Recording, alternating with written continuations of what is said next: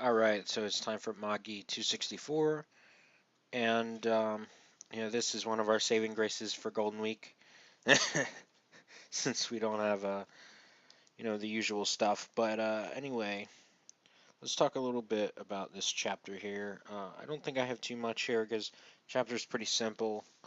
Um,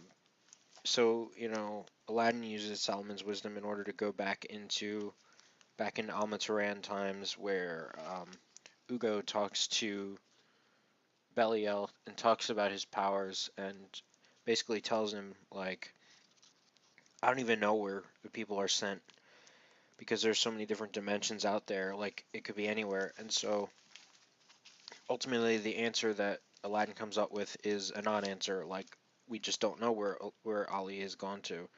And so, I mean, pretty much everybody around him is like, just take a rest. It's been days. You've been doing this for like 5 days straight, which is commendable, I suppose, for Aladdin. He's very dedicated to getting his friend back, but Shaluja's not coming back quite that easy.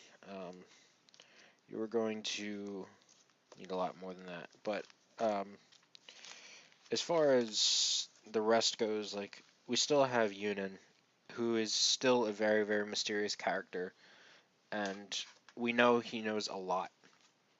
Because I don't want to talk too much about Sinbad no Boken, but in the beginning of that, he does play quite an important role. If you haven't read it yet, I would definitely read it because one, it's awesome, and two, it does shed a decent amount of light on some stuff that happens in the main series. But yeah, we do know Yunan is still a very mysterious character, even with the stuff in Boken. Um, and so, he does know a lot. That much is obvious. Like I said last time, Scheherazade would probably have been the best choice, but she's kind of dead, or her memories are dead, I think. But Sinbad might know something. Who knows? Uh, Regardless, Aladdin cannot find anything, and so the whole puppy dog eyes and whatever. I don't give a shit, but I hope he comes back because again, if you lose the better of the two main characters, it's not good. So. Is there anything else to really point out? I don't really think so, honestly. This was a pretty short chapter as far as progression goes. There's just a fair bit of dialogue between Belial and Ugo about his powers and the whole metal vessel thing, and just some extra side talk between uh, Koma. Yeah, I think it's Koma or Koha. I can't remember. I always mix up the two names. The youngest boy, his servant was saying like that, like basically Ollie's, his rook is completely empty. It's like not even his anymore. It's like at this rate he's just gonna die because with that going on, he's just gonna cease to live. His body functions are just gonna give out.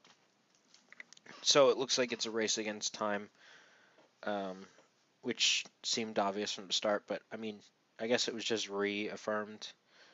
But yeah, it is a race against time. It's confirmed, and right now it seems like Morgiana and Yunan are our only hope for now, unless Sinbad happens to know something, because you never know. It's Sinbad, so um, that's about it.